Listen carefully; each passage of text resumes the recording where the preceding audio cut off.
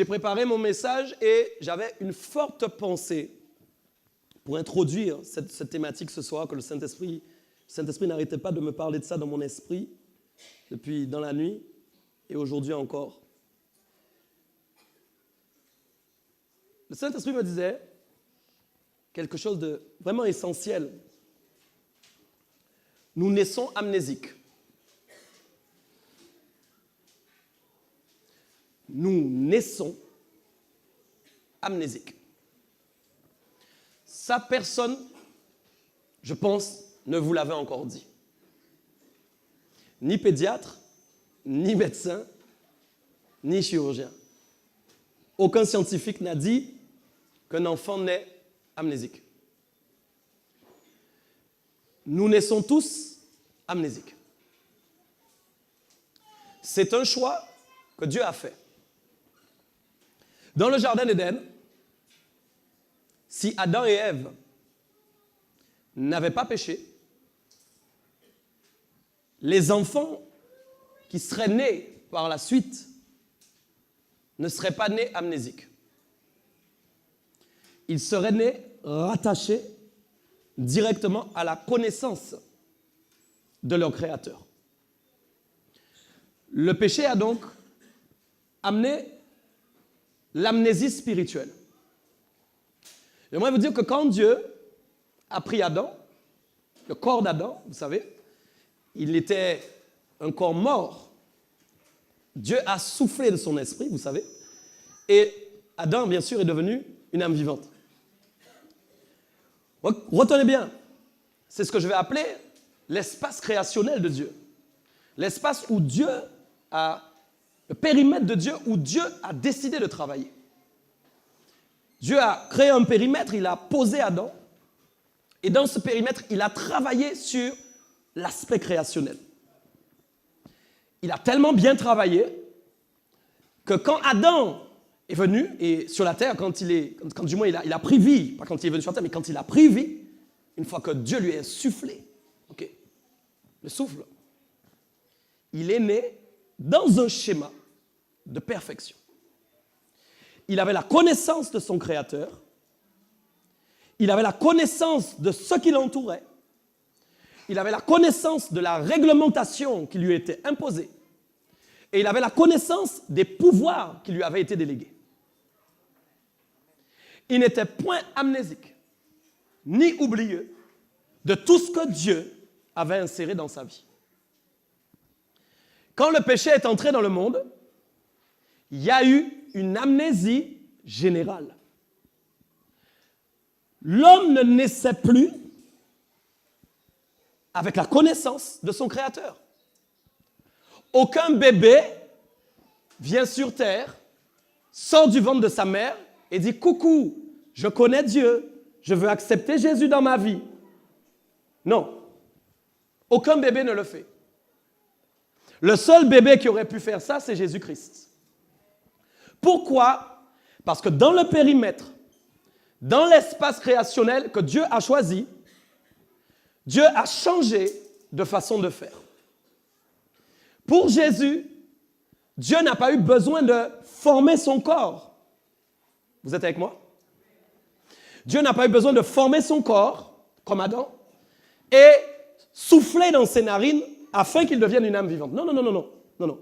Ce n'est pas le schéma que Dieu a choisi. Dieu a pris directement l'esprit de Jésus-Christ. Suivez-moi. Il l'a fait sortir directement du ciel. OK? Jusque-là, nous sommes OK. Et par l'intermédiaire de son esprit, il l'a incorporé dans le ventre de sa mère qui s'appelait Marie. Jusque-là, je pense que tous nous savons ça. Donc voilà, bien ici, écoutez bien ce que je vais dire, c'est très important. Je vais parler de votre destinée et je vais vous annoncer qui vous êtes ce soir. Voilà deux schémas que Dieu a utilisés, mais que Dieu n'utilise plus et que Dieu n'utilisera plus jusqu'au retour de Jésus. Écoutez bien ce que je vous dis. Personne ne naîtra comme Jésus est né, du moins ne sera formé, créé comme Jésus a été créé. Personne, personne, personne. Mais personne sur la terre ne naîtra de nouveau comme le premier Adam est né. Personne. Écoute-moi bien. Donc, ça veut dire qu'il y a une troisième phase, un nouvel espace, un nouveau champ d'action où Dieu a décidé de travailler. Ça, c'est clair. J'aimerais vous dire, réfléchissons un peu. Adam, corps mort, c'est-à-dire un temple, nous sommes d'accord? Un corps vide n'est rien. Il faut donc que quelque chose sorte de Dieu et entre dans ce qui est mort pour lui donner vie. La question qu'il faut se poser, c'est d'où vient ce qui a été incorporé en Adam, si ce n'est que ça vient de Dieu. Mes amis, Dieu habite dans le ciel. Donc ce que Dieu a incorporé en Adam vient du ciel. Personne ne peut dire ici dans cette église que ce qui a été incorporé en Adam vient de la terre. Ce n'est pas biblique. Tout ce que Dieu a envoyé dans le corps d'Adam par son esprit vient du ciel. C'est donc céleste. Si nous prenons donc la deuxième version, qui est donc Jésus-Christ, là encore, la Bible nous enseigne bien que c'est par la puissance de son esprit, par l'opération même du Saint-Esprit, l'opération chirurgicale du Saint-Esprit, il n'y a pas eu besoin de spermatozoïdes.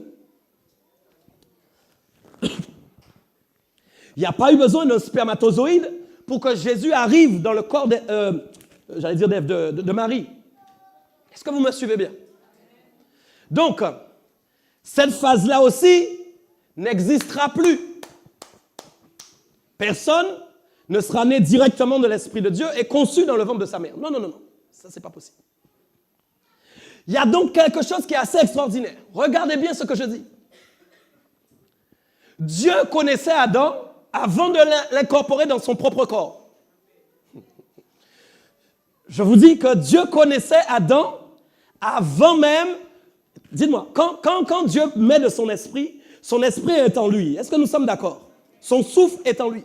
Mais son souffle est logé en lui. Est-ce que nous sommes d'accord? Donc ça veut dire que Dieu a la capacité de parler avec ce qui le concerne. Regardez bien quelque chose de la Bible. Dieu parle à son esprit et son esprit crée les choses.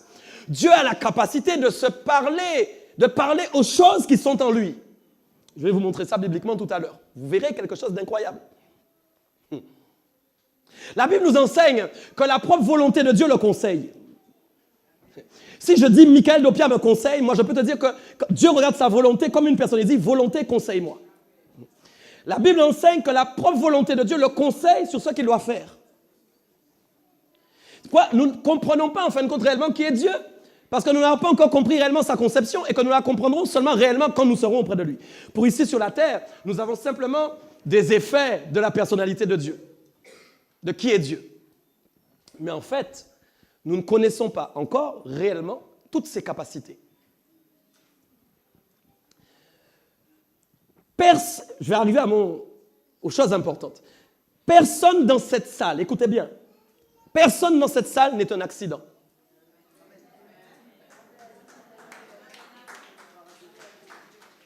Personne dans cette salle, écoutez bien ce que je vous dis.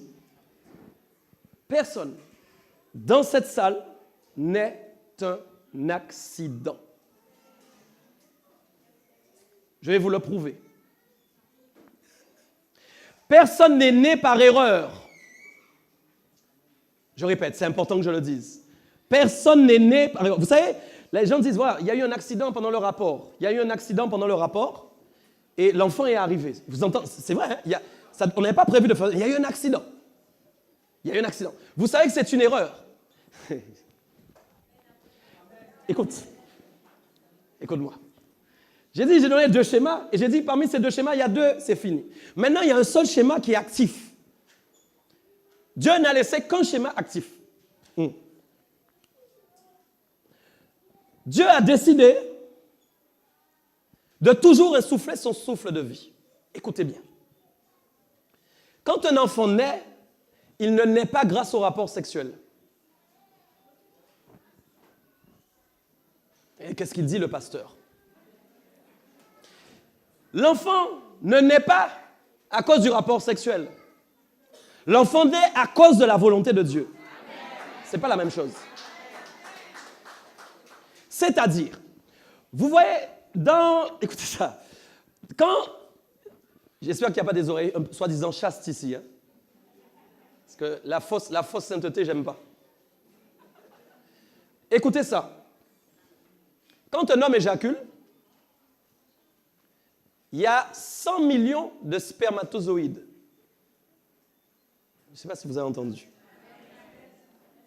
100 millions de spermatozoïdes qui sont relâchés. Sur 100 millions, il y en a un ou deux. Et puis là, les bon, hein, triplé, sextuplé, bon. Ok, cela. Mais là encore, il faut voir le plan de Dieu. Il y en a un, si on reste très terre à terre, ok? Il y en a un sur 100 millions qui a la victoire. Comment tu peux dire que tu es en échec? Comment tu peux croire que tu es quelqu'un amené à l'échec? Comment tu peux croire? Je continue. J'ai dit, Dieu veut que tu sois sur la terre. Donc Dieu sait que le véhicule qui va t'amener sur la terre, c'est un spermatozoïde. Dieu est donc obligé de t'envoyer dans le spermatozoïde. Écoute-moi bien. En réalité, ce n'est pas parce que le spermatozoïde allait vite, mais c'est parce que quand Dieu a vu que la course avait commencé, Dieu a décidé dans le ciel que toi, c'est ton jour, tu dois aller sur la terre voyager. C'est donc le jour qu'il a choisi pour t'incorporer dans le spermatozoïde et pour que tu entres dans la vie. C'est donc la preuve, écoutez, c'est pourquoi il y a des choses que les scientifiques ne comprennent pas et ne comprendront jamais. Il y a des choses que les scientifiques ne peuvent pas expliquer.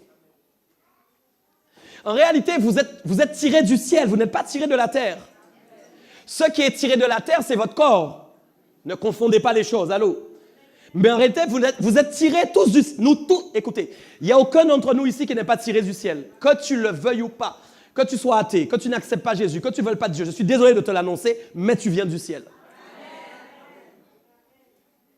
Tout a été fait pour nous faire croire que nous sommes des terriens. Nous ne sommes pas des terriens. Nous ne sommes pas des terriens. Regardez un peu ça, c'est assez important, vous allez voir. Il y avait quelque chose que le Saint-Esprit me disait. L'amnésie spirituelle, écoutez bien, l'amnésie spirituelle s'en va lorsqu'en fait quelqu'un trouve Jésus-Christ. Pourquoi? Parce que Jésus-Christ lui révèle son identité cachée qui était encore masquée par son manque de connaissance de Dieu. En fin de compte, tout être vivant qui vient sur la terre ne connaît pas son identité. Il est amnésique de tout ce qui s'est passé avant. Comment vous pouvez expliquer? Écoutez bien. Regardez ça. L'Éternel va dire à Jérémie, avant que je t'eusse formé dans le ventre de ta mère, je te connaissais. Je répète, avant que je t'eusse formé là, je te connaissais. Mais dis-moi, tu me connaissais où? Tu me connaissais où? Si quelqu'un est capable de m'expliquer maintenant ce qu'il y a avant d'être dans le ventre, je suis prêt à l'écouter. Donc si Dieu dit qu'avant qu'il soit formé, j'ai bien dit formé en plus, formé, il dit je le connaissais déjà, ça veut dire en fin de compte que l'Éternel avait déjà discuté avec lui. En fin de compte, chaque personne qui est ici, quand vous arrivez sur la terre, Dieu a déjà parlé avec vous. Il y a quelque chose qui est très important, c'est que Dieu dit qu'il a la connaissance de qui tu es. Le problème, c'est que quand nous arrivons, nous n'avons pas encore la connaissance que Dieu a de nous. Je répète, nous n'avons pas encore la connaissance, nous, que Dieu a de nous. Mais vous devez comprendre que Dieu veut le schéma ainsi. Pourquoi? Parce que Dieu veut te pousser à aller vers la recherche de ton identité. En fait, et c'est pourquoi ça frappait sur mon cœur, le Saint-Esprit me faisait comprendre que beaucoup d'entre nous, en fin de compte, nous n'avons pas encore compris, nous n'avons pas assez recherché quelle connaissance Dieu a de nous. Vous ne pouvez pas vous épanouir, vous pouvez être chrétien, vous ne pourrez pas vous épanouir si vous n'avez pas la connaissance que Dieu a de vous. Vous ne pourrez pas vous épanouir. Écoutez ce que je vous dis. Vous ne pourrez pas vous épanouir. C'est pourquoi nous trouvons beaucoup de chrétiens frustrés. Et la frustration, mes amis, ça amène la déception et ça tue la foi. Les chrétiens ne sont pas appelés à être frustrés. Les chrétiens sont appelés à être épanouis. Vous savez que la zone d'épanouissement grandit, plus vous vous connaissez et plus vous avez de l'assurance. Beaucoup de gens sont incapables d'avoir la foi parce qu'ils se trouvent médiocres. Tant que vous vous trouvez médiocre, tant que vous vous trouvez nul, vous ne croirez en rien en ce qui concerne Dieu. Vous écouterez les gens parler de Dieu, vous écouterez les pasteurs parler de Dieu, mais vous ne vivrez rien avec Dieu. Moi, je crois que quand Dieu a discuté avec moi, Michael Dopia, il a dit ce gars-là va être exceptionnel sur la terre. Oui. Quand je suis venu à Christ, la première parole que j'ai entendue de mon esprit, tu es un apôtre des nations, tu marcheras sur les nations. Écoute-moi bien, aucun pasteur n'est venu me déclarer tu seras apôtre. C'est pourquoi, écoutez mes amis, l'appel est identitaire. L'appel n'est pas sélectionné par des hommes. L'appel est confirmé par des hommes, mais l'appel n'est pas sélectionné par des hommes. C'est très important ce que je vous dis. Et nous avons un grave problème, parce que les chrétiens, en fin de compte, attendent des hommes pour pouvoir faire des choses, alors qu'ils devraient faire des choses avec la sélection que Dieu a fait sur eux. Je ne sais pas si quelqu'un m'a entendu. Ça ne veut pas dire que tu n'es pas soumis, mais il y a une différence entre déployer son identité, savoir qui on est et se soumettre aux hommes de Dieu. Ça n'a strictement rien à voir. Je peux déployer mon identité en étant soumis aux hommes de Dieu. Ce n'est pas le problème. Dieu est un Dieu d'ordre aussi. Il n'y a pas de souci. Mais attention à ne pas attendre que certaines choses arrivent pour déployer votre identité. Votre identité ne dépend pas des hommes. Si moi, je devais dépendre des hommes par rapport à mon identité, je serais déjà arrêté. Non, tu ne m'as pas entendu. On m'a dit, je ne suis pas apôtre, je suis autoproclamé. C'est sérieux ce que je vous dis. Vous devez comprendre ça. Je me suis battu pendant des années avec ça. Est-ce que c'est bien ce que tu fais? Est-ce que c'est pas bien? Parce que quand on m'a consacré pasteur. On ne m'a pas consacré apôtre. Mais Dieu m'a dit un jour, avant que tu sois dans le ventre de ta mère, je te connaissais déjà, je t'avais établi apôtre des nations. Écoute. C'est très important, vous devez comprendre ça. C'est pourquoi vous ne devez jamais courir après en fait le titre de ce que vous êtes. Vous devez courir après la manifestation de ce que vous devez révéler sur la terre. Ce n'est pas la même chose. Les gens n'ont rien compris. Ils courent en fin de compte après l'identité pour la montrer. Du moins pour dire qu'ils sont, pardon.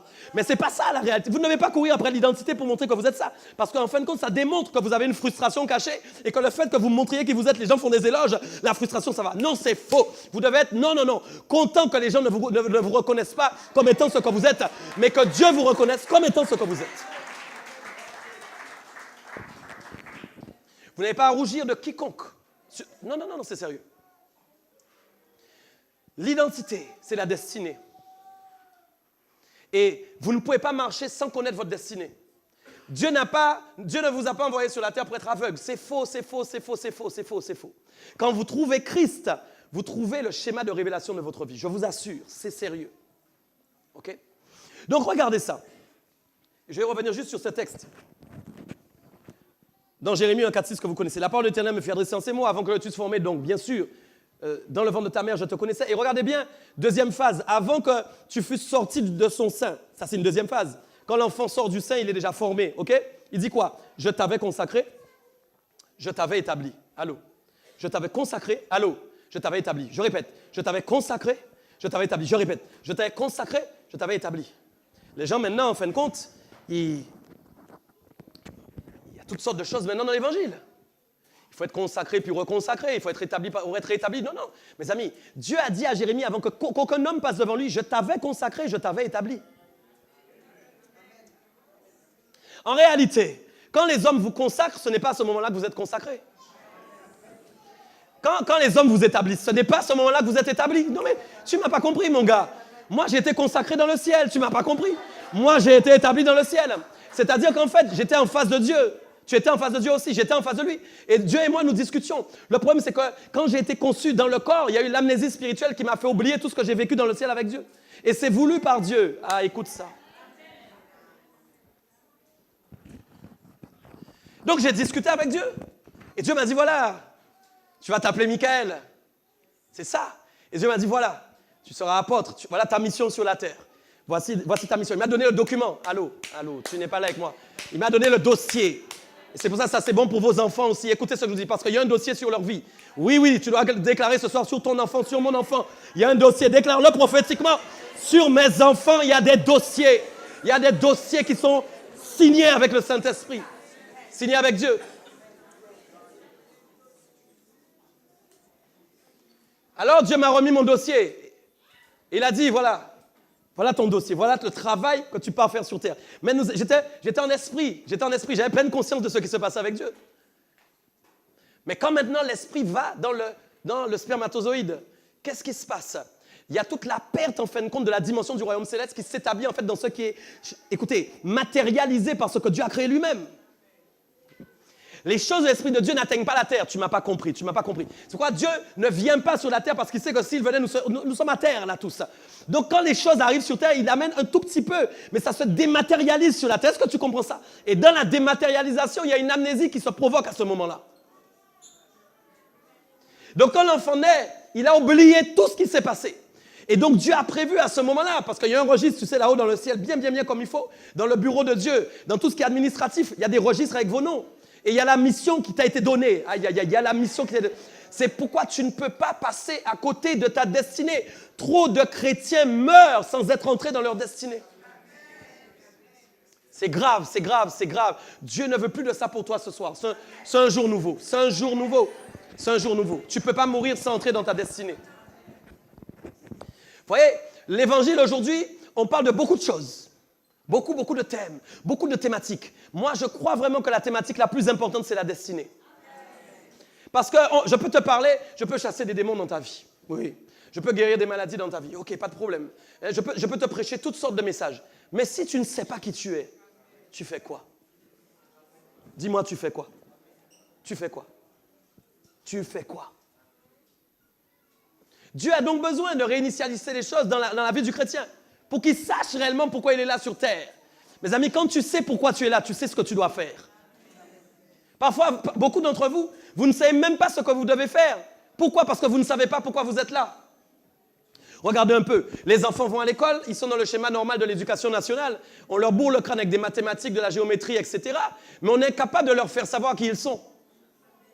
Peu d'entre eux arrivent à savoir qui ils sont et prendre leur voie vraiment et faire des choses en fonction des talents, en fonction des choses que Dieu leur a données. Et encore, c'est grave pour nous, parce que des fois, même quand ils découvrent ce qu'ils sont, ils ne le font pas pour la gloire de Dieu. Parce qu'ils n'ont pas encore compris que celui qui les a missionnés, c'est Dieu. Alors ils font les choses que Dieu les a appelés à faire, mais pour la terre. Et ça, c'est triste. Donc c'est pour ça que j'ai dit, écoute bien, peut-être tes parents t'ont dit tu es un accident. Mensonge au nom de Jésus. Effectivement, papa et maman, vous avez couché par accident, il n'y a pas de souci. Mais sachez qu'au moment où le spermatozoïde marchait, Dieu m'a appelé et m'a dit, hé Sylvia, c'est toi qui rentres maintenant, c'est toi qui descends. Et il m'a mis dedans et je suis arrivé sur la terre. Je ne suis pas un accident. Hey, quand je suis entré, on a dit à Sylvia, c'est ton jour, c'est ton jour. Ah, Sylvia est bénie. Hein? On lui a dit, c'est ton jour. Donc vous aussi, il y a eu un jour où vous êtes partis. C'est ça. Donc c'est pourquoi corps céleste, en réalité, nous lisons dans la Bible, nous allons revêtir un corps céleste. Mais en réalité, nous connaissons ça. En réalité, nous connaissons ça. Mais nous avons oublié. Amen. Je vais parler de la destinée. La destinée, c'est quoi? La destinée, c'est la puissance souveraine de Dieu qui se manifeste pour planifier par avance le cours de ta vie. Je vais répéter. La puissance, la destinée, c'est la puissance souveraine de Dieu. C'est une puissance qui est souveraine, c'est-à-dire que personne ne peut s'y opposer, personne ne peut le faire à sa place. C'est une puissance souveraine de Dieu lui-même qui va se manifester pour planifier par avance le cours de ta vie. Et ça, c'est fort. C'est-à-dire que Dieu a pris de sa puissance, il a manifesté des desseins pour ta vie, il t'a missionné, il t'envoie, et en fin de compte, ta mission est déjà préétablie par Dieu. Ce n'est pas quand vous venez sur terre que Dieu se dit « Hé, lui là, qu'est-ce que je vais faire avec lui ?» Non, ce n'est pas comme ça que ça se passe. Dieu a déjà planifié. Est-ce que tu m'entends? Dieu a déjà planifié ta mission. Donc c'est pourquoi il n'y a aucun d'entre vous qui est destiné à ne rien faire. Beaucoup de gens se trouvent inutiles. Allô? Je sais que je ne parle pas pour rien. Beaucoup de gens se trouvent inutiles sur la terre. Même parmi les chrétiens, ils sont là, mais ils se sentent inutiles, ils pensent qu'ils ne sont pas utiles à quoi que ce soit. C'est faux. C'est faux. Tu es utile à quelque chose. Parce que Dieu a planifié quelque chose pour ta vie. Et c'est pareil pour la vie de vos enfants. Vos enfants ne sont pas inutiles. Ils sont utiles au projet de Dieu. Amen.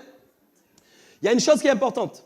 Dans la destinée, il y a le début et il y a la fin. Est-ce que nous sommes d'accord? C'est-à-dire qu'il y a un début et il y a une fin. Et c'est bien là notre problème. C'est qu'entre le début et la fin, il y a un parcours qui est parsemé d'embûches. C'est là où je vais parler vraiment de notre destinée. Vous allez comprendre pourquoi. Mais en fin de compte, Dieu n'est pas étonné de ce qui est planifié sur le parcours. Dieu sait très bien sur quoi tu vas tomber. Est-ce que vous me comprenez? Allô? Dieu n'est pas surpris. C'est pourquoi ne soyez pas surpris, hein? Comme si vous étiez là en train de brûler dans la fournaise de ce qui vous arrive. Mais soyez au courant de ce qui est en train de se passer dans votre vie. Il n'y a rien d'étonnant qui est en train de se passer. Il n'y a rien de surprenant. Amen. Écoutez, première chose sur la destinée, j'ai d'abord 5 points que je veux entamer avec vous, vous allez comprendre. Premier point, tu vas dire avec moi, il n'y a pas de hasard. Il n'y a pas de hasard. Le Saint-Esprit me disait, donc vous n'êtes pas un accident, donc c'est pourquoi il n'y a pas de hasard. Le seul accident peut être un rapport, j'avais dit, raté, qui a amené une grossesse. Mais l'esprit que vous êtes n'est pas entré dans un spermatozoïde par accident. Donc au contraire, vous avez été placé par Dieu, vous avez été missionné par Dieu sur la terre. Ça, vous l'avez compris, c'est la première chose. Deuxième point important que vous devez retenir, vous êtes une conception céleste. Dieu a remplacé la conception initiale, effectivement, par la conception sexuelle. C'est vrai. C'est-à-dire qu'au lieu de souffler dans les narines de l'homme, comme j'ai dit tout à l'heure, il souffle maintenant dans ce spermatozoïde qui va à la victoire. Donc vous devez absolument rechercher ce que Dieu pense de vous. On l'a dit. Deuxième point. Troisième point que je n'ai pas encore entamé qui est important. En Christ, les liens familiaux sont brisés. Je parle toujours de destinée, écoute-moi bien. En Christ, je répète, les liens familiaux sont... Vous ne devez jamais cultiver des liens familiaux. Je suis en train de parler de choses qui vous empêchent d'entrer dans votre destinée. Beaucoup de chrétiens cultivent les liens ancestraux. Ah. Mais écoute-moi. Moi, Dieu m'a dit, je suis libre. Vous savez, je suis très... Écoutez, il y a des fois, je suis simple avec Dieu. Dieu m'a dit, tu es libre. Non. Dieu m'a dit, je suis libre. Vous n'avez pas l'air convaincu de ça. Pourquoi tu veux me faire marcher avec des chaînes? Pourquoi tu veux me faire croire que je suis lié? Non, au contraire, Dieu m'a donné le pouvoir de lier et de délier les gens qui sont liés. Ça, c'est pas pareil. Même moi, Dieu m'a dit, vous connaîtrez la vérité va vous libérer. Elle va vous affranchir. Dieu m'a dit, tu n'es plus esclave. Pars maintenant, cours. Pourquoi tu veux m'enchaîner? Écoutez, mais je vais arriver. Dans quel sens? Et comment, en fin de compte, l'ennemi vous fait croire ça? Et comment il travaille en réalité? Écoutez. Souvent, le malin, écoutez bien ce que je dis, souvent le malin essaye de reproduire des schémas qui se sont opérés précédemment chez nos ancêtres. Parfois, vous n'avez pas besoin d'aller bien loin, il suffit que vous regardiez à votre père ou à votre mère, peu importe s'ils sont encore en vie, et vous regardez à eux, et vous n'avez jamais remarqué que parfois des choses qu'ils ont vécues, on aurait dit que ça veut se rapprocher de vous. Non, vous n'avez jamais remarqué ça. L'ennemi a cette capacité de prendre des choses dans la famille et de se dire, en fin de compte, ça s'est passé comme ça pour grand-mère, ça va se passer aussi comme ça pour toi. Vous n'avez pas compris. Il prend le papa et puis il dit, ça s'est passé comme ça pour papa, mais ça va se passer aussi comme ça pour toi. Tu es là ou pas? D'accord, d'accord. Vous n'êtes pas la copie de ceux qui vous ont précédés. Vous n'êtes pas la copie de ceux qui vous ont précédés, car peut-être n'ont-ils jamais, écoutez ce que je dis, ils n'ont peut-être jamais pu révéler leur identité céleste, mais vous n'êtes pas appelés à faire comme eux. Je vais réexpliquer. Quand un papa maintenant fait quelque chose et que l'ennemi veut opérer dans la même dimension, pourquoi? L'ennemi, vous savez que l'ennemi ne se complique pas la vie. L'ennemi, en fin de compte, est un recopieur, un photocopieur professionnel. C'est-à-dire qu'en fait, il prend des situations, il dit tout simplement, je vais refaire la même chose. Bon, on dirait que vous n'êtes pas convaincu de ça. Il prend, il dit, je vais refaire la même chose. Ça a marché là, donc ça a marché avec Jean-Paul, ça va forcément marcher avec Bernard aussi. L'ennemi est simple. Mais j'aimerais vous dire que le problème qu'il y a eu, c'est que votre papa qui vous a précédé, il y a une chose qui vous différencie de lui et c'est pourquoi vous n'avez aucun lien avec lui. Ce qui vous différencie, je parle pour ceux qui ne sont pas chrétiens, parce que tant mieux si votre famille est chrétienne, mais je suis en train de donner un exemple que vous puissiez comprendre.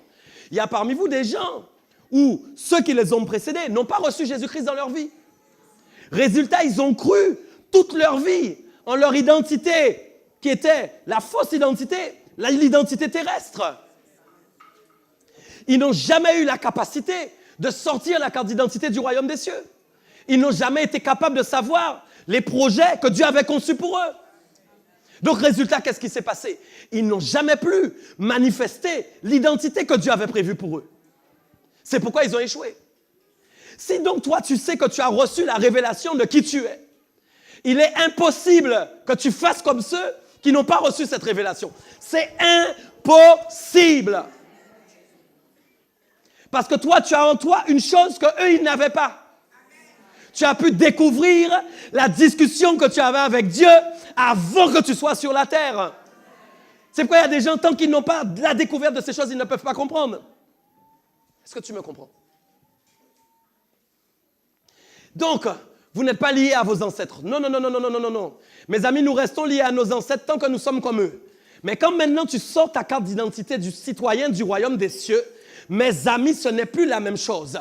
Parce que celui qui a sa carte d'identité du royaume des cieux, il sait ce qu'il est venu faire sur terre. Il ne croit pas qu'il est lié. Il ne croit pas qu'il est attaché à quoi que ce soit. Au contraire, il croit qu'il est délivré et il sait qu'il avance en vainqueur. Mes amis, mais tant que vous croyez que vous êtes enchaînés, vous serez enchaînés.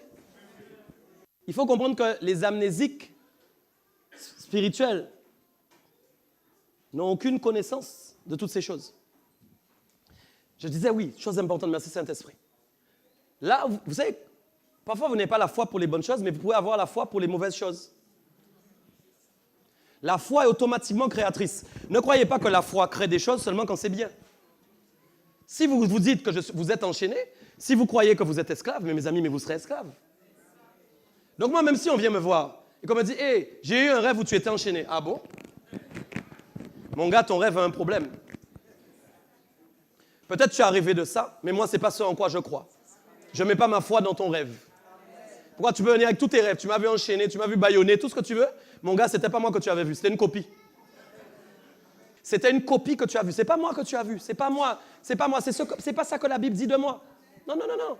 Moi, je suis libre. Après, si toi, tu décides de t'enchaîner toi-même, ça, c'est encore un autre sujet. Peut-être on va te voir enchaîner alors. Ça, c'est un autre sujet. OK. Donc, comprenez que dans votre destinée, mes amis, quand votre destinée est révélée, il n'y a pas de lien. Mes amis, c'est terminé. D'ailleurs, Jésus-Christ a combattu pour vous. Jésus-Christ a combattu à la croix pour vous. Pourquoi? Pour que vous soyez libres. Mes amis, vous imaginez comment la mort de Christ serait vaine après avoir fait tout ça et que les chrétiens sont encore enchaînés. Mes amis, mais à quoi ça sert? Donc Jésus est venu en vain. Nous-mêmes, nous rabaissons la puissance de Dieu quand nous faisons ça. C'est grave, c'est grave, c'est grave.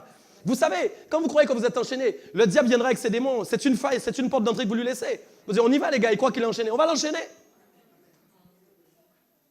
Quand, en fin de compte, vous faites des rêves concernant votre descendance, vous faites des rêves bizarres, vous avez des rêves de mort, je n'en sais rien, des grands-mères, des grands-pères, vous voyez dans des maisons bizarres, etc. Je sais que ça arrive à des gens parmi nous ici. C'est simplement que le diable est en train de réclamer des choses, d'amener une oppression sur vos vies pour vous faire croire que vous n'êtes pas réellement révélés. Écoute, tu ne m'as pas entendu. Je vais te donner une autre image. Tu es là avec moi? Quand un voyageur du ciel descend sur la terre, tu sais quel transport, et qu'il arrive, le diable sait qu'un nouveau citoyen vient d'arriver. Il se dit quoi? Il se dit, il faut que ce citoyen-là ne sache jamais d'où il vient. Donc, qu'est-ce qu'il fait? Il parfait les choses qui sont sur la terre. Vous n'avez pas entendu. Vous ne m'avez pas compris. C'est pourquoi je parle à quelqu'un. Écoutez, quand maintenant le voyageur arrive, le diable est prêt. Hey, il y a tel voyageur qui est arrivé, il y a tel voyageur. Mais le diable connaît certains dossiers. Pourquoi il y a des enfants parmi vous, vous avez été combattus dès la naissance. On a voulu vous faire mourir tout de suite. Pourquoi? Parce que le diable savait quel dossier qu'il y avait dans le ciel sur ta vie. Avant même que toi tu saches, le diable savait. Résultat, quand maintenant le voyageur arrive, oui, parce que si tu n'as pas encore compris que tu es un voyageur, la prophétesse avait compris ça depuis longtemps. Hein? Tu n'auras qu'à voir son adresse email, tu verras. Voyageur céleste. C'est pas une blague, ça fait des années. Donc quand le voyageur arrive, le diable se dit quoi? C'est pourquoi le diable a mis un schéma sur la terre. Il a travaillé sur la terre. Pourquoi? Pour que les gens se sentent terriens. En fait, il fait tout pour que vous ne vous rappeliez jamais de votre identité. Donc les hommes sont là sur la terre, croyant que la terre, ils sont en fin de compte, oui, des terriens, ils croient qu'ils sont des terriens, et que tout ce qu'il y a sur la terre est bon. Vivons, vivons, vivons, nous allons mourir demain. Les gars ne voient pas, ils sont aveuglés, parce que le diable sait à quoi ils sont appelés. Donc comprenez que quand maintenant le voyageur vous savez, il retrouve la mémoire. Tu es là ou pas? Qu'est-ce qui se passe? Vous voyez, quand le diable va vous lâcher comme ça, il va vous combattre pour vous faire croire que vous n'êtes pas cette personne. Et qu'est-ce qu'il va faire? Il va faire des oppressions. Et vous marchez là-dedans. Vous avez des rêves bizarres. Non, quand vous avez les rêves bizarres, quand on vient vous attaquer dans votre sommeil, c'est là que vous devez vous lever au nom de Jésus et dire, mon gars, tu t'es trompé de dossier. Tu es mal tombé avec moi. Je sais qui je suis. Tu essaies de me faire croire que je suis cette personne, que j'ai des liens héréditaires.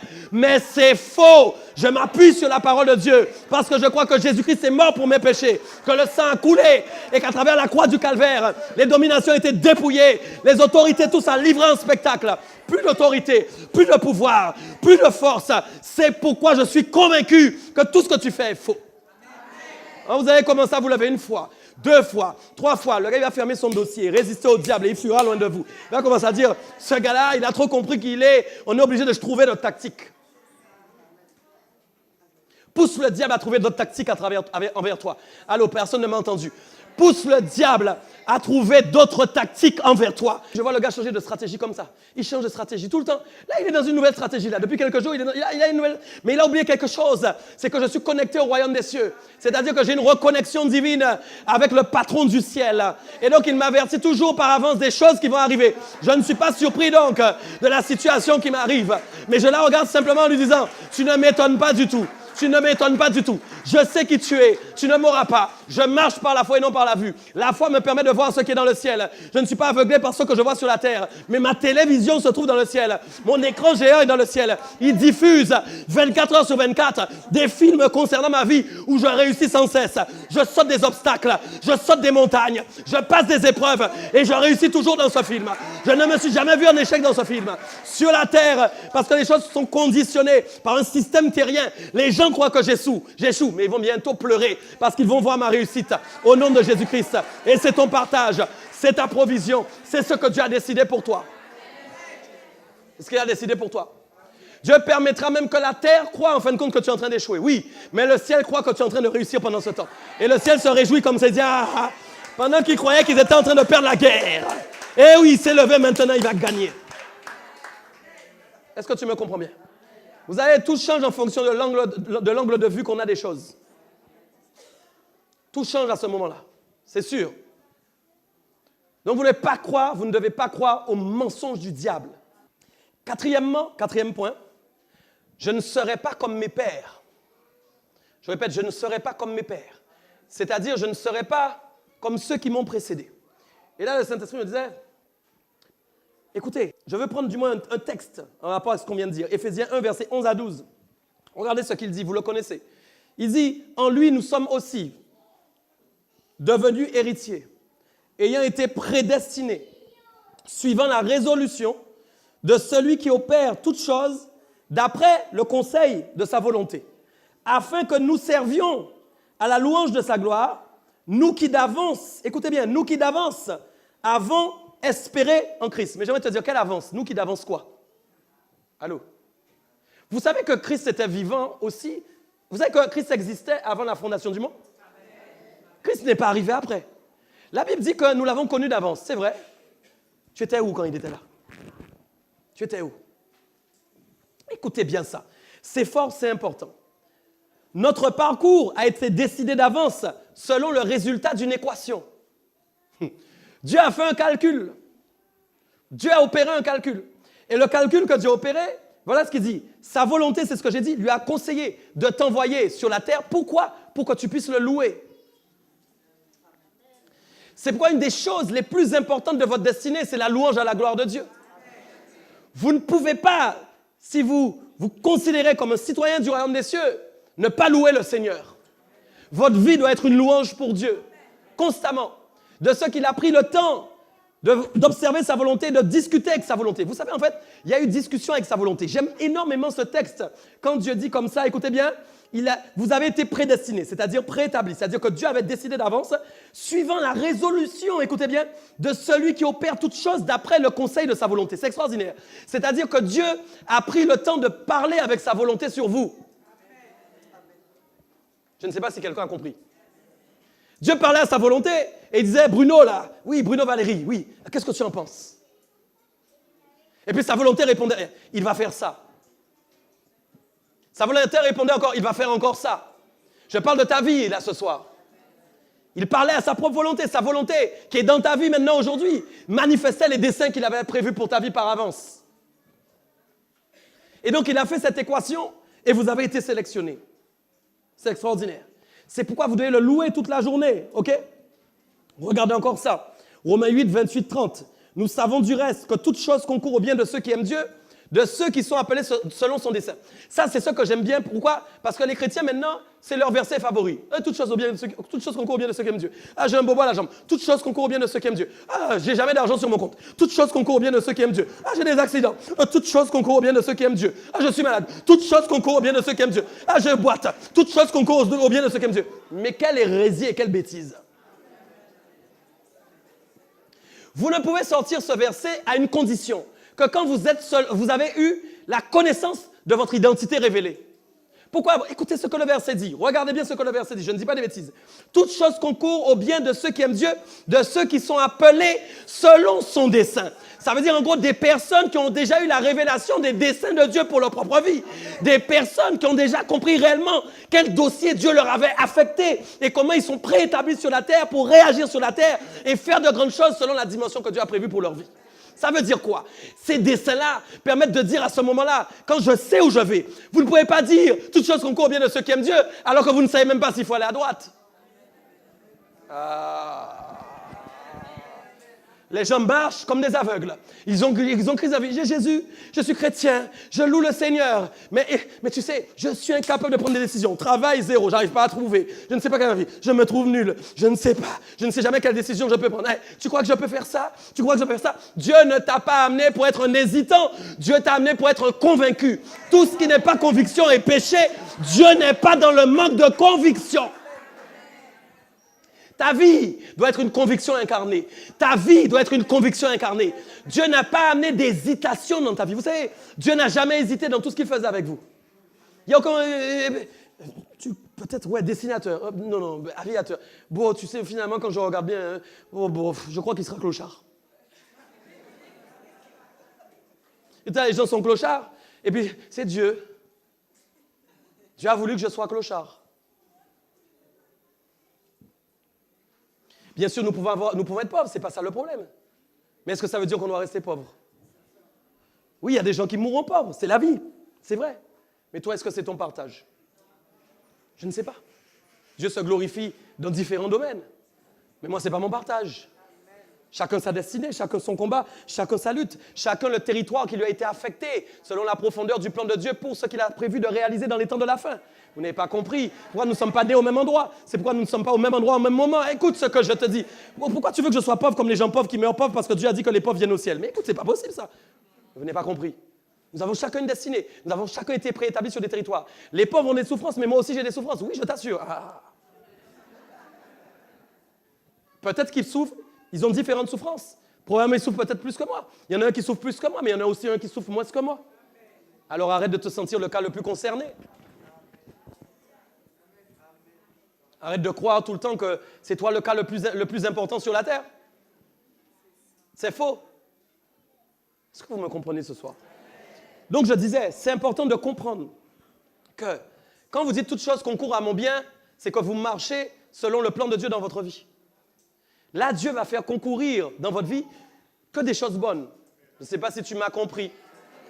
À partir du moment où tu sais qui tu es et tu sais ce que Dieu t'a affecté, là où Dieu t'appelle et que tu commences à travailler selon le plan divin de Dieu, à ce moment-là, toute chose concourt à ton bien.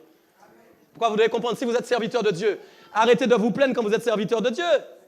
Servante, allô, je parle à quelqu'un. Ils veulent le ministère, mais quand ils entrent dans le ministère, c'est que des problèmes. Mais les gens... Si tu es dans le plan de Dieu, toute chose concourt à ton bien. Que les gens t'embêtent, qu'ils soient embêtants, qu'ils soient gentils, qu'ils soient mauvais, qu'ils te critiquent, qu'ils crachent sur toi, qu'ils mentent sur toi, peu importe, ça concourt à mon bien. Aïe. Pendant que je prêche, les gens sont en train de mentir sur moi. Ça concourt à mon bien, gloire à Dieu. Pendant que je prêche, les gens disent c'est un faux. Ça concourt à mon bien, oui. Parce que je suis dans le dessein de Dieu. Je sais que je suis préétabli pour faire ces choses. Ce n'est pas la même dimension. Tu vas arrêter de galvauder tout concourt à mon bien alors que tu ne sais même pas où tu vas. Tu ne sais pas où tu vas. Alors toi, en fin de compte, tous les malheurs qui vont t'arriver dans ta vie, tu vas croire que c'est Dieu. Voilà, et puis tu vas marcher. Tu vas continuer comme ça d'année en année, d'année en année. Tu stagnes, tu n'as aucune évolution. Et tu te poses des questions. Okay. Car ceux qu'il a connus d'avance, vous, ceux qu'il a connus d'avance, c'est ce qu'il avait dit à Jérémie, vous vous rappelez? Il les a aussi prédestinés. Donc quand Dieu vous connaît d'avance, il vous a forcément prédestiné, c'est-à-dire il vous a forcément préétabli. Quand Dieu vous connaît en avance, il a déjà établi le schéma tactique pour vous sur la terre. C'est déjà fait. Vous n'avez plus qu'à aller le chercher en fait. Il les a aussi prédestinés à être semblables à l'image de son Fils. Ça, j'aime beaucoup. Dans tout ce qu'il a choisi de faire, dans tout ce qu'il a préétabli par avance, il a aussi choisi que vous puissiez ressembler à Jésus. D'accord? Afin que son Fils fût le premier-né entre plusieurs frères. Voilà. C'est pourquoi nous sommes frères avec lui. Et ceux qu'il a prédestinés, il les a aussi, je l'ai dit tout à l'heure, appelés, il les a aussi justifiés. Et ceux qu'il a justifiés, il les a aussi glorifiés. Mais je vais vous annoncer quelque chose. Voilà pourquoi aussi nous n'allons pas bien loin dans la dimension de gloire de Dieu. Les gens chantent, Seigneur, je veux voir ta gloire. Seigneur, fais-moi voir ta gloire. C'est ça, hein? J'ai peur de chanter. Hein? Seigneur, fais-moi voir. C'est ça? Ta gloire. Regarde-toi et tu verras la gloire de Dieu. Vous n'avez pas dit Amen, vous ne croyez pas. Mais c'est ça le problème. C'est qu'en fait, l'ennemi a réussi à matérialiser dans notre esprit une façon de travailler avec Dieu qui est complètement mensongère. C'est quoi l'esprit de religiosité? Travaille beaucoup dans l'église. Alors, comprends bien que quand les gens, par exemple, viennent à l'église et ils ne ressentent jamais la gloire de Dieu, ils ne voient pas la gloire de Dieu. Parce que peut-être, nous pouvons être 50 à ressentir. Même ce soir, il y a peut-être des gens entre nous qui n'ont pas senti pendant que moi j'étais. Il y a des gens qui n'ont rien senti. Ouais. Dieu se manifeste de différentes manières. Et une des façons de manifester sa gloire, c'est d'abord dans la vie de l'homme. Donc quand Dieu t'a appelé, première phase, il t'a appelé, c'est vrai, non? Deuxième phase, il t'a justifié, c'est-à-dire il a opéré dans ta vie pour que tu vives selon sa réglementation. C'est comme ça qu'on est justifié. C'est-à-dire qu'on arrive à un stade où on plaît à Dieu. C'est ça la justification. Et donc forcément, quand on arrive au stade où on obéit à la réglementation de Dieu, c'est-à-dire qu'on plaît à Dieu, on est automatiquement glorifié. C'est la Bible, c'est pas moi qui l'ai dit. Mais c'est pas moi. Vous avez peur que Dieu se glorifie. Vous êtes glorieux. On n'a tellement pas dit aux gens qu'ils sont glorieux que les gens ont peur. Vous voyez la fausse humilité. La fausse humilité. Le diable utilise la fausse humilité. Tu ne peux pas dire que tu es glorieux. Tu ne peux pas dire que tu es glorieux. Tu es en train de voler la gloire de Dieu. Mais je ne suis pas en train de voler la gloire de Dieu. Je suis simplement en train de dire que Dieu m'a donné sa gloire. Il l'a mis en moi. Pourquoi? Pour que je sois un représentant de sa gloire sur la terre. Ce n'est donc rien qui m'appartient. Ce n'est pas orgueilleux. Ce n'est pas vrai. Ce serait de la fausse humilité d'essayer de dire que vous n'êtes pas glorieux. Dieu a dit, c'est glorifié en vous. Alors, résultat, les gens aiment les fausses humilités. Vous savez? Non, il ne faut pas dire ça. C'est ça la vérité. Les gens c'est une fausse humilité. Vous savez que Dieu, ça ne marche pas la fausse humilité avec lui. C'est faux.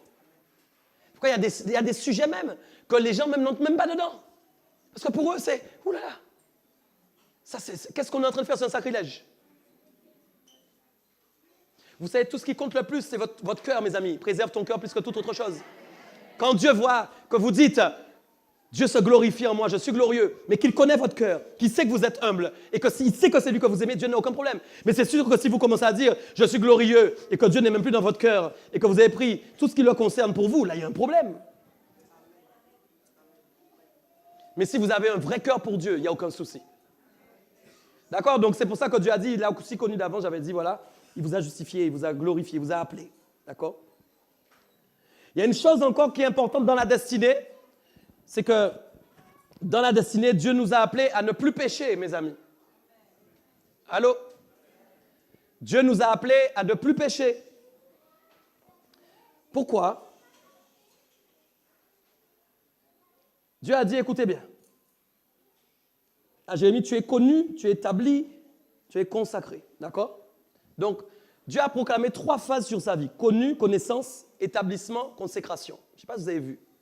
Connaissance, établissement, consécration. Vous savez que Dieu a fait ces 3 phases-là avec vous aussi? Ça veut dire que quand on est connu, d'accord? Quand on est établi, quand on est consacré, c'est qu'on est missionné. Et en fin de compte, vous savez que pécher, vous savez ce que ça veut dire? Littéralement. Ça veut dire de rater le but, en fait. Vous êtes là ou pas? Donc, quand Dieu, en fin de compte, vous a établi pour une mission, La seule chose qui peut vous faire rater votre but, c'est le péché, mes amis.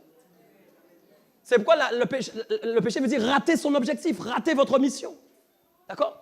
Donc c'est pourquoi il est important, là encore, de voir que par rapport à votre destinée, vous devez marcher dans la sainteté. Ça, c'est très important. OK? Il y a autre chose encore que vous devez voir. Ce n'est pas en fin de compte parce que vous êtes dans votre destinée, et ça je veux le souligner, c'est très important. Ce n'est pas parce que vous avez récupéré votre carte d'identité, que vous avez la connaissance en fin de compte de là où vous venez, ce n'est pas pour ça que vous n'aurez pas des combats. Ce n'est pas parce que je vais dans le royaume, que je sais qui je suis, je reviens avec mon identité, je suis fort, waouh, que voilà, c'est bon, tout est un long fleuve tranquille, maintenant je fais ma mission tranquillement et rien ne se passe. Non, vous, dans votre destinée, dans le schéma de Dieu, il y a des combats qui sont inclus. Je t'assure que c'est vrai. D'accord? Regardez quelque chose de très important, je veux souligner ça. Vous êtes là ou pas? Regardez la différence entre votre carte d'identité terrestre et votre carte d'identité céleste. Vous savez que Jérémie a eu ce problème-là. Quand Dieu a parlé à Jérémie et que Dieu a dit à Jérémie, je te connaissais avant que tu sois dans le ventre de ta mère. Vous savez que Jérémie n'a pas cru Dieu. C'est pourquoi des fois, on dit quelque chose sur votre vie, vous n'y croyez pas. Pourquoi? En réalité, ce n'est pas que vous n'y croyez pas. Votre chair ne veut pas y croire. Ah, écoute ce que je te dis. Quand on déclare en fin de compte prophétiquement des choses spirituelles sur vos vies, votre chair ne veut pas entendre ça. Parce que votre chair veut que vous gardiez votre identité charnelle. C'est pourquoi il y a une chose que Jérémie a faite. Quand Dieu a commencé à le dire, je te connaissais avant que tu sois dans le ventre de ta mère. Mais oui, je t'ai formé avant que tu sortes de ton sein. Ah bon? Et encore il a dit, maintenant, je t'ai consacré. Vous imaginez? Je t'ai appelé du moins. Hein? Je t'ai établi encore. Je t'ai encore consacré. Et qu'est-ce que Jérémie répond? Regardez bien ça. Je ne sais point parler. Je suis un enfant correspondant à l'identité céleste qui est encore cachée. Ça, c'est moi qui l'ai dit. Quand Jérémie a dit « je ne sais pas parler », il a dit à Dieu en fin de compte, « tout ce que tu es en train de m'énoncer, je n'ai jamais vu ça dans ma vie. » C'est pourquoi vous ne devez pas vous fier à la façon dont vous vivez aujourd'hui par rapport aux paroles prophétiques que Dieu va énoncer sur votre vie. Pourquoi? Parce que vos habitudes vont vouloir grignoter sur ce que Dieu a prévu sur votre vie. C'est pourquoi regardez bien quelque chose. Chacun nous avons des défis. Non, ce n'est pas vrai. Souvent, ma chair me démontre que je ne peux pas être celui que Dieu veut que je sois. Aïe, aïe, aïe, aïe. Souvent, ma chair va me démontrer que je ne suis pas ce qu'on a prophétisé sur ma vie. Pourquoi il y a des gens parmi vous, écoutez ce que je vous dis, vous ne parlez pas beaucoup. Il y a des gens là, ici, dans cette salle, vous ne parlez pas beaucoup. On dit de vous que vous êtes timide. Déjà, c'est une hérésie totale. La timidité n'existe pas. Je l'ai dit, je l'ai enseigné déjà. La timidité, ça n'existe pas. Écoutez, il y a des gens parmi nous ici, vous avez peur de parler, vous avez peur de vous exprimer. Et pourtant, Dieu va dire, c'est toi qui vas proclamer l'évangile dans la rue. Mais quand même tu vas entendre cette parole-là, tu vas dire, mais c'est pas possible. Regarde mon instruction, regarde mon éducation, regarde ce qu'on m'a appris. Mais si tu crois en ton éducation, si tu crois en ton instruction, tu ne pourras jamais entrer dans la destinée céleste qui est prévue pour ta vie. C'est pourquoi à un moment, il ne faut pas regarder à ce que tu es, mais il faut regarder à ce que Dieu est en train de déclarer sur ta vie. Et il faut le récupérer pour que Dieu commence à manifester en toi. C'est pourquoi tu dois te révolter contre ces choses. Jérémie lui-même a commencé à dire, mais je ne sais pas parler. Mais le gars me dit, hey, je suis consacré, je suis établi. Il m'a appelé. Et puis regarde-moi. C'est ce qui vous arrive le plus souvent.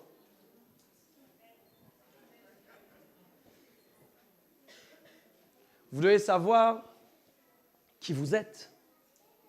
Et quand vous savez qui vous êtes, vous ne devez plus vous fier à ce que vous étiez.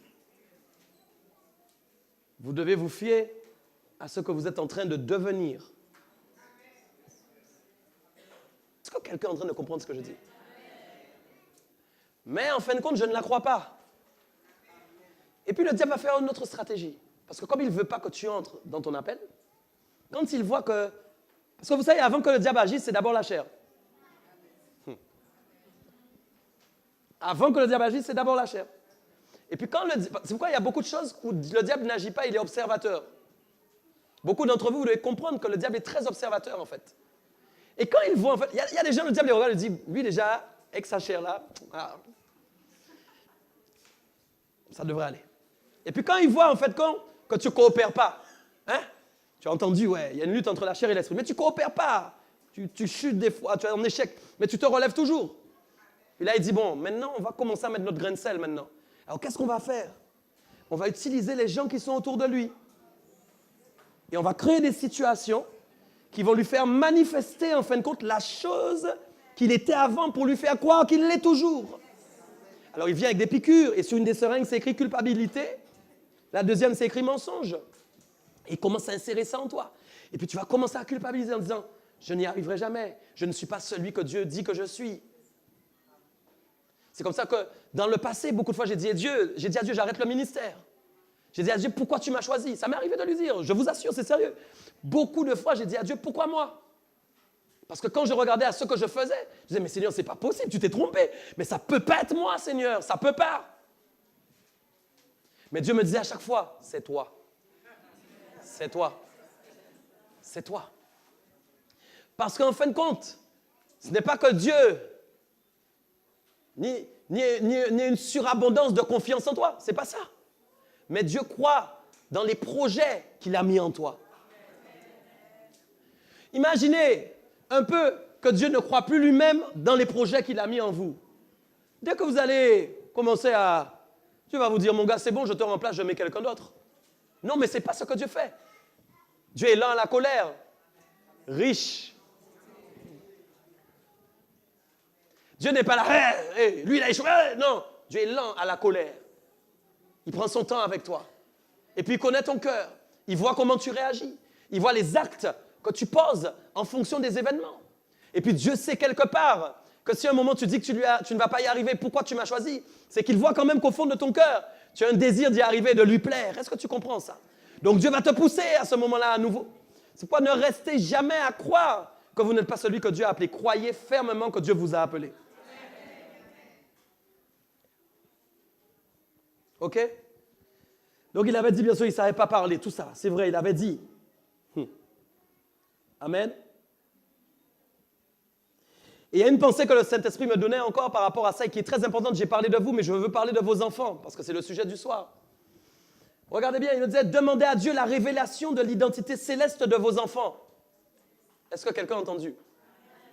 Demandez à Dieu, parents, demandez à Dieu la révélation de l'identité céleste de vos enfants afin de déclarer sur leur vie la connaissance de Dieu à leur sujet. Est-ce que quelqu'un m'entend? Il y a quelque chose qu'un père n'a pas fait pour toi que toi tu dois faire pour tes enfants. Il y a quelque chose qu'un père n'a pas fait pour toi que toi tu dois faire pour tes enfants. Je ne sais pas si on m'a compris. Vos enfants ont un dossier. Parents, ne croyez pas ce que vous voyez. Allez chercher dans le royaume des cieux. Qui est votre enfant? Qui est votre enfant? Vous savez pourquoi? Même si, écoute bien, moi j'ai confiance, hein, qu'il aille à droite, qu'il aille à gauche. Si Dieu a déclaré, il ne pourra rien faire. Il ira. Il ira. Crois-moi, il ira. Comme moi-même j'allais à droite. Comme moi-même j'allais à gauche, eh bien, je suis entré quand même. Donc il saura les faire aller aussi. Mais toi, tu as un travail à faire dès maintenant. C'est pourquoi, vous savez, c'est pas une histoire d'intercession qu'on vous demande pour les âmes de... C'est pas ça. Bon, bien sûr, tu peux intercéder pour ton enfant, il faut le faire, c'est pas ça. Mais ce qui est important, c'est les déclarations que tu propages sur la vie de l'enfant. Il faut que le ciel entende la réclamation que tu es en train de faire par rapport au dossier qui a été acté dans le ciel avant qu'il arrive. Il faut que le ciel, ça résonne. Il faut que ta déclaration résonne au ciel. Que Dieu dise, réveille le souvenir de Dieu. Réveille la mémoire de Dieu. Peuple, réveille le souvenir de Dieu. Réveille le cœur de Dieu. Père, rappelle-toi de ce que tu as déclaré sur mon enfant. Rappelle-toi de ce que tu as dit sur elle. OK? Tu es là ou pas? Ça va? Alors acclame Dieu si tu es là. Il y a un 6e point encore que je veux aborder avec vous. Le premier défi de la destinée, c'est l'obéissance. Le premier défi de la destinée, c'est l'obéissance. Vous devez voir que dans votre destinée, Dieu mettra toujours une réglementation avec des actions que vous devez poser très minutieusement pour, en fin de compte, marcher dans le cheminement, en tout cas, cheminer du moins dans votre destinée. Beaucoup d'entre nous, c'est pourquoi je veux vous annoncer ce soir, et c'est très important, que quand vous découvrez votre destinée, vous ne pouvez pas vous arrêter seulement à ça. Regardez quelque chose. Vous savez qu'Adam et Ève, Dieu les avait destinés à quoi? Vous savez? Vous savez ou pas? Dieu les avait destinés à quoi? Féconder, multiplier, assujettisser, dominer. C'est ça, non? Ça, c'était la mission qui était liée à leur destinée. Dieu leur avait donné une réglementation. OK? Donc, quand Dieu dévoile votre destinée, il vous donnera une réglementation. Regardez encore un autre exemple. Quand Dieu a parlé, vous le savez, aussi à Josué, qu'est-ce qu'il lui a dit? Fortifie-toi. Prends courage. Qu'est-ce qu'il a dit encore? De méditer. Jour et nuit. Est-ce que vous êtes là? Donc, il lui a... Et c'est là seulement que tu réussiras dans toutes tes entreprises. Donc, Dieu a donné... Josué connaissait sa destinée. Libérer le peuple opprimé. Est-ce que nous sommes d'accord? L'amener en terre promise. Faire la suite à Moïse. Mais d'accord, ça c'était sa destinée, c'était sa mission. Comme ça peut être ta mission. Mais vous devez suivre le schéma tactique de Dieu quand vous marchez en fin de compte dans votre destinée. Et ça, c'est très important. Parce que beaucoup de gens aussi, des fois, connaissent leur appel, connaissent le schéma tactique de leur destinée, mais n'obéissent pas.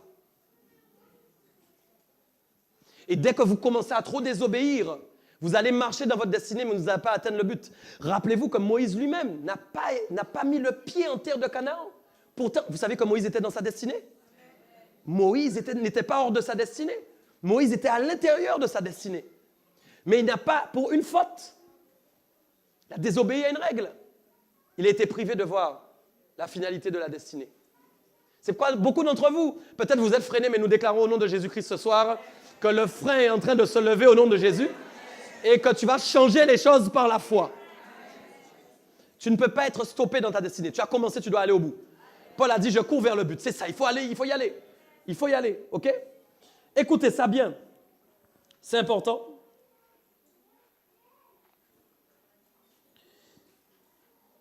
Donc, le premier défi de la destinée, je disais, c'est une grande obéissance. Et vous savez que l'obéissance, ça passe par beaucoup de choses. L'obéissance, ce n'est pas seulement obéir à Dieu parce que Dieu te parle. L'obéissance, ce n'est pas simplement obéir aux versets bibliques que tu lis. Mais obéir à Dieu, c'est obéir dans toutes les dimensions dans lesquelles il veut que tu obéisses. Même quand, par exemple, le pasteur te dit « fais telle chose ». Même quand, par exemple, ton supérieur au travail te dit « fais telle chose ». Quelle que soit la dimension, tu dois amener l'obéissance dans ta vie. Vous savez que vous pouvez travailler. Vous savez, attention, ne soyez pas sélectif dans les dimensions de l'obéissance. C'est très dangereux. Il y a des gens, ils obéissent bien dans un domaine. Ils sont à l'église là, puis ils obéissent bien. Ils font tout ce que le pasteur dit, ils font tout ce que le diacre a dit, tout ce que la prophétesse a dit, il fait ça, il fait ça, il fait ça. Puis quand le gars est au travail, il obéit à rien.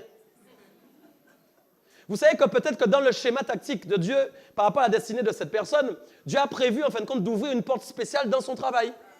Et qu'en fait, il est en train de travailler dans l'église, mais qu'en fait, la porte qui doit s'ouvrir, c'est dans son travail. Mais comme il n'obéit pas au travail, la porte est toujours fermée. Vous n'avez pas compris ce que je suis en train de dire. Je suis en train de te dire que tu ne peux pas obéir dans certains domaines seulement. Ne soyez pas des grands obéissants à l'église et des grands désobéissants dehors. Soyez obéissants partout où vous êtes. Vous ne savez pas là où Dieu va créer une brèche. Vous ne savez pas par rapport à votre destinée, là où Dieu va créer quelque chose qui va vous faire avancer, qui va vous propulser. Vous ne savez pas, vous ne savez pas. Est-ce qu'on se comprend? Donc l'obéissance. Et enfin, dernier point pour terminer. Et ça, c'est le plus important pour moi parce qu'on en a parlé depuis 3 semaines, mais c'est les oppositions à la destinée. J'ai dit tout à l'heure que vous pouvez être effectivement dans votre destinée, mais sachez bien que dans votre destinée, il y a aussi des oppositions. Je dirais même mieux, ça a été mal dit. Vous êtes destiné à faire face à des oppositions. Je ne sais pas si on s'est compris. En fait, je suis en train de dire que quand vous marchez dans votre destinée, les épreuves, les obstacles qui viennent s'opposer, les choses qui arrivent devant vous, ce ne sont pas des choses que Dieu découvre à ce moment-là. Dieu sait par avance qu'il va y avoir des choses. Et donc, nous sommes destinés à y faire face. OK? Regardez bien ça. J'aime beaucoup ce texte. Je vais finir sur ça. 1 Thessaloniciens 1. Qu'est-ce que j'ai dit? 1 Thessaloniciens, verset 1 à 5, pardon. Bon, bref, je vais le lire et je le donnerai à la fin tout à l'heure. Je ne sais plus c'est quel chapitre. C'est dans 1 Thessaloniciens en tout cas. Verset 1 à 5. Donc il dit, on va le trouver tout à l'heure. C'est pourquoi impatients que nous étions et nous décidant à rester seuls à Athènes, Paul parle, nous envoyâmes Timothée, notre frère, ministre de Dieu dans l'évangile de Christ, pour vous affermir et vous exhorter au sujet de votre foi. D'accord? Si quelqu'un le trouve, il pourra le dire. Afin que personne ne fût ébranlé au milieu des tribulations présentes. Car vous savez vous-même que nous sommes destinés à cela. Allô? Nous sommes destinés à cela. Paul est en train de dire que nous sommes destinés à faire face à des tribulations. Donc, vous ne pouvez pas être étonné, en fait, des épreuves auxquelles vous faites face, mes amis. Allô? Vous ne pouvez pas être étonné, vous ne pouvez pas être attristé, en fait. Parce que Dieu, Paul a dit lui-même, il a expliqué que, voilà, c'est dans le schéma, en fait. OK? Et il y a une chose que Paul voulait faire dans ce passage, qui est très importante. Paul voulait vérifier le niveau de foi de l'Église. Merci, chapitre 3, servante, merci. Je ne sais pas si quelqu'un a entendu ce que j'ai dit. Paul voulait vérifier le niveau de foi de l'Église. Pourquoi?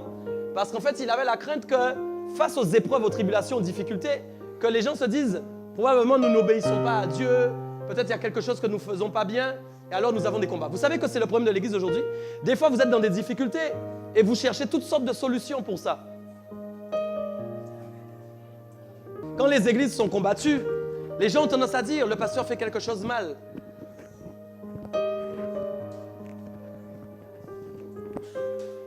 Non, je ne sais pas si vous m'entendez.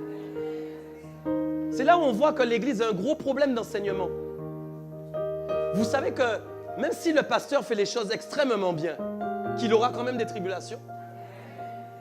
Vous savez que même si vous écoutez bien, je vais briser quelque chose, une fausse doctrine dans ton esprit. Ne croyez pas parce que vous obéissez à Dieu à la perfection. Dieu m'a demandé de 1 à 5, de faire 5 points. Je fais les 5 points, mais pourtant j'ai des tribulations. C'est pas normal, j'obéis à Dieu. Ce n'est pas parce que vous obéissez à Dieu que vous n'aurez pas de combat. Vous savez que Jésus a obéi à Dieu toute sa vie?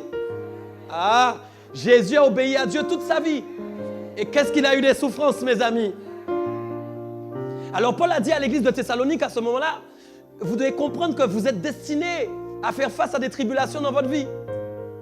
Alors Paul s'est dit, apparemment je dois vérifier que la foi de l'église ne soit pas comment ébranlée. Ébranlée, c'est quoi? C'est-à-dire que les gens sont en train de tomber. Et c'est souvent ce qui arrive. Quand il y a des combats, les gens sont en train de tomber. Alors que c'est à ce moment-là qu'ils devraient raviver la foi normalement. Pourquoi? Parce qu'ils n'ont pas encore compris que dans leur destinée, il y a des tribulations. Et c'est comme ça qu'après, le diable arrive à faire stratégiquement, à mettre des choses, des divisions, des luttes dans le corps de Christ. Est-ce que vous comprenez ça? Pourquoi? Parce que les gens n'ont pas conscience que dans les temps que nous vivons, qu'en fin de compte, nous avons été délégués pour ça, pour faire face au combat. Mais je vais te dire que le guerrier que Dieu a choisi, c'est toi. C'est toi que Dieu a choisi. Oh, bien sûr, évidemment, nous ne voulons pas, nous sommes conscients, bien sûr, qu'il y a des gens qui font n'importe quoi dans les églises, c'est pas ça le problème. Mais il y a aussi des gens qui veulent faire la volonté de Dieu. Il y a aussi des gens qui ont à cœur d'entendre la voix de Dieu et faire comme Dieu leur a dit de faire. Oui, oui, oui. Mais ce n'est pas pour autant qu'ils ne sont pas combattus. Les tribulations, les combats ne sont pas un signe de désobéissance. Non, non, c'est un signe simplement que tu es dans ta destinée. Ah, ah. Écoute-moi bien, si jamais tu es là sur terre et que tu n'as aucun combat, moi je crains pour toi que tu n'es pas dans ta destinée. Je crains pour toi. Vous savez qu'aujourd'hui on peut vivre le christianisme sans combat. Bon, tu sais, je vais choisir le pays qui est le plus tranquille. On m'a dit que le Canada c'est pas mal. Mais je crois qu'il y a des pays plus tranquilles encore que le Canada. Moi je crois qu'il y en a des plus tranquilles. Alors je vais aller tranquillement dans ce pays-là. Hein? J'ai calculé, il n'y a pas de tremblement de terre là-bas. Quand je regardais, les cyclones n'arrivent pas là-bas. Tu es là avec moi ou pas? J'ai regardé, il n'y a pas de persécution. Les gens peuvent prêcher dans la rue sans problème. Il n'y a pas de combat. Là-bas, l'évangile, tu peux prêcher, on ne te dira rien. Même la police vient prêcher avec toi. Il n'y a aucun problème. Puis j'ai regardé encore, il y a du travail, il y a des emplois. Il y a des emplois. Je pars là-bas. Je pars là-bas. Je pars là-bas. Oui, c'est ma destinée. C'est là que je dois aller. Et puis je vis tranquille. Je bronze au soleil.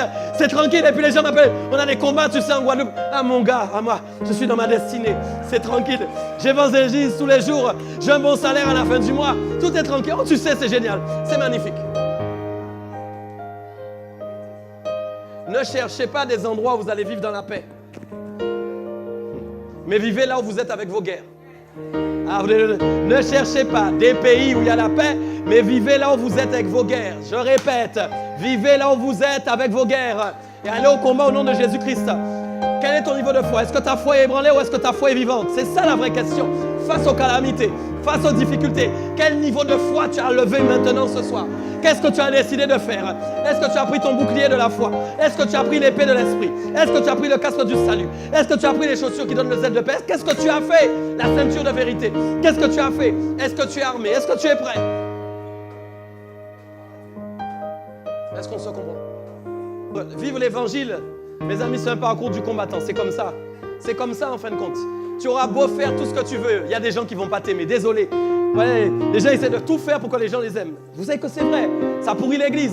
Vous savez que c'est dangereux. Je parle au nom du Saint-Esprit. Si tu essayes tout le temps de faire des choses pour être aimé, tu es en train d'échouer. Fais des choses que Dieu te dit de faire, même si tu n'es pas aimé. Fais les choses que Dieu te dit de faire, même si tu n'es pas aimé. Fais les choses que Dieu te dit de faire, même si tu n'es pas aimé. Ne cherche pas à être aimé pour que les gens t'aiment. En cherchant à être aimé, tu vas faire des choses pour plaire aux hommes, mais tu ne seras jamais en train d'enfanter ta destinée. Tu seras en train d'enfanter la destinée de ce que les gens veulent voir. En gros, tu es en train de faire une fausse destinée qui plaît aux gens afin que les gens fassent des éloges. Tu ne peux pas faire ça. Tu dois faire ce que Dieu te demande de faire, même si les gens ne t'aiment pas.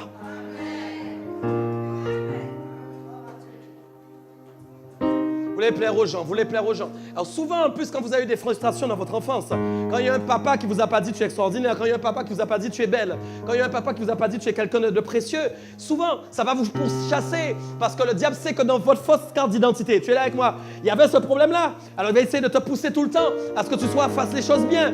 Ne fais pas les choses pour les hommes, fais-les pour Dieu seulement.